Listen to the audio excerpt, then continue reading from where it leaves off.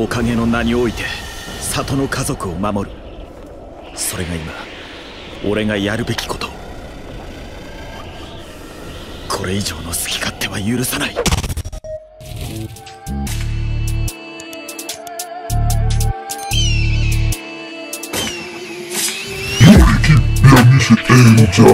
Le youtubeur des youtubeurs. Donc là aujourd'hui, si on se retrouve pour cette vidéo, c'est que vous avez réussi le taf. GG pour la vidéo de l'Akatsuki. Donc là aujourd'hui, on se retrouve pour le top des Hokage. Ça va être un top un peu spécial, mais bon, tu verras. Sans plus attendre, on s'enchaîne sur l'intro. Nimpo, intro.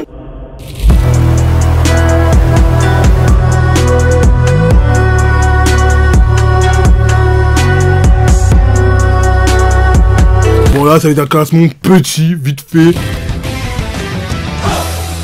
Sarutobi, le troisième Hokage, voilà, on le met en dernière position. Choix logique. Là, je pense que tout le monde dans le monde de Naruto va pas me dire « Oh oui, il mérite la meilleure place, il mérite la dernière place. » C'est pas un polar. Et Hokage, il n'y a pas de polar. Mais bon, niveau de puissance, déjà la Grande Guerre, bah, il a servi à quoi? Il n'a pas servi à grand chose. Il s'est fait botter par Orochimaru. Bon, Orochimaru, c'est pas n'importe qui, mais quand même, ça a été un bon Hokage. Il n'a pas facilité la vie à Naruto. Il aurait pu mieux faire. Il l'a protégé, mais il l'a pas assez protégé. Pourquoi le troisième Hokage n'a pas dit aux gens que cet enfant, Naruto, était le fils du quatrième Hokage? Et, question encore, c'est qui s'est occupé de Naruto pendant qu'il était bébé? C'est le troisième Hokage? Réponds-moi en commentaire, voilà. Suivant!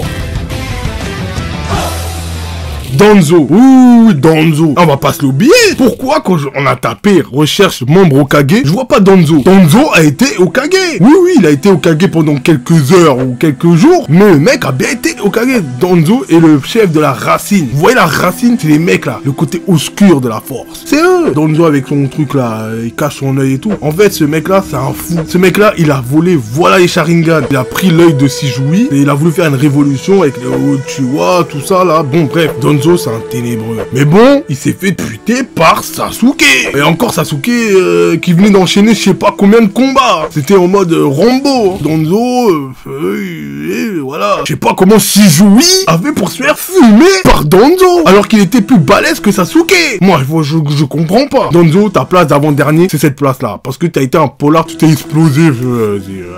Danzo, voilà. Suivant.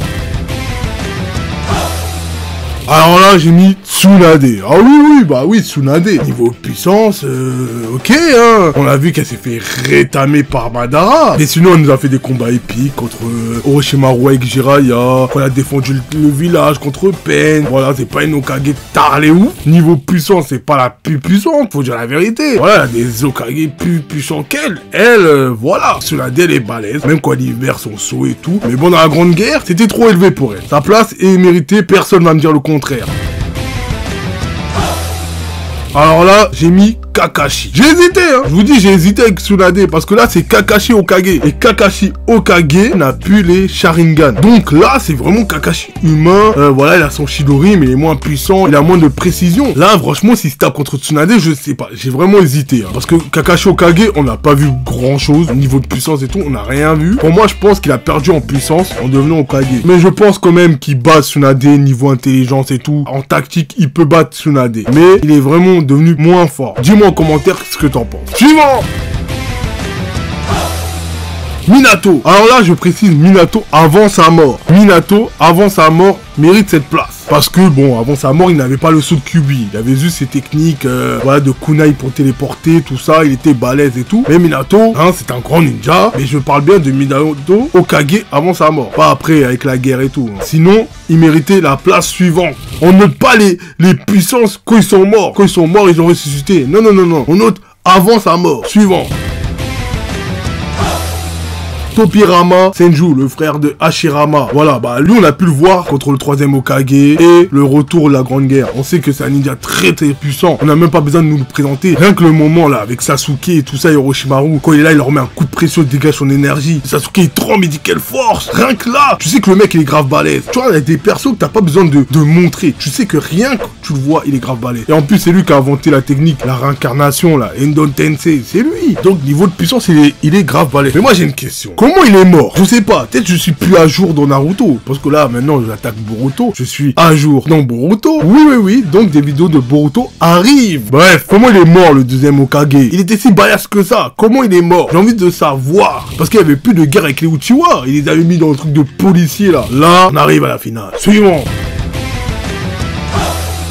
Hashirama. Alors là, j'ai hésité. J'ai grave hésité. Hashirama, même mort, les gens prennent ses cellules. Le pauvre. Le mec, wesh, même il est enterré, on est là. Les gens aiment ses cellules. Toujours les cellules d'Hashirama, tout ça. On dirait le mec, c'était Sangoku. Il avait une puissance incroyable. Avec son mode Sennin, tout ça et tout. Son combat dans la Grande Guerre, on a vu. Dans Naruto, son combat avec Orochimaru, là, contre le troisième Hokage. Là, on a vu qu'il était pas si balèze que ça. Hein. Et grand, la Grande Guerre. Là, on a vu. Il était trop balèze. Après, les flashbacks, son combat avec Madara. Bon, après...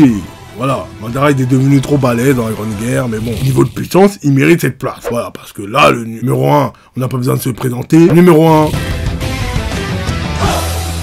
Naruto Uzumaki, bien sûr. Mais là, on va détailler. Parce que là, le Naruto de Boruto, dans l'animé, il mérite la deuxième place. Je dis bien de l'animé, je précise, hein, parce que dans les scans, le Naruto est premier. Bon, ceux qui n'ont pas vu les scans et tout, je spoil pas, mais je vous dis que le Naruto est premier, même si après les derniers chapitres, bah là, il est plus premier, il passe. En fait, c'est ça. Naruto, en fait, c'est ça. La première place, elle joue. Parce que là, on plein milieu des scans, je vais pas vous spoiler, mais on plein milieu des scans, Naruto est numéro 1. Et là, à la fin des scans, bah Naruto, il se retrouve à la place de numéro 4. Naruto actuellement dans les scans est numéro 4. Actuellement. Alors qu'il était numéro 1. C'est compliqué mais il faut suivre. Là je l'ai mis numéro 1 parce que voilà. Il est balèze. Naruto c'est Naruto. Surtout le Naruto Shippuden à la fin. Lui il est 100 fois numéro 1. Avec le mode Rikodo. Il a tous les bijoux. Il est trop balèze. Après dans Boruto là j'ai des questions. Mais il est balèze. Mode Sennin avec Kyuubi. Il a les deux Kurama. Faut préciser qu'il a les deux Kurama fusionnés. Ça y est là il a récupéré tout Kyuubi. C'est pour ça que je le mets première position. Mais c'est vraiment. On va pas se cacher. Naruto dans Boruto il est vraiment. Comparé à Shippuden, il est devenu vraiment faible. Donc moi j'ai beaucoup de questions qui... Dites-moi en commentaire. Déjà Hashirama il est mort comment? De vieillesse? Ou il est mort, il s'est fait tuer par quelqu'un? Ça on ne l'a pas dit dans le manga. Et moi j'ai une question. Pourquoi Naruto n'utilise plus le mode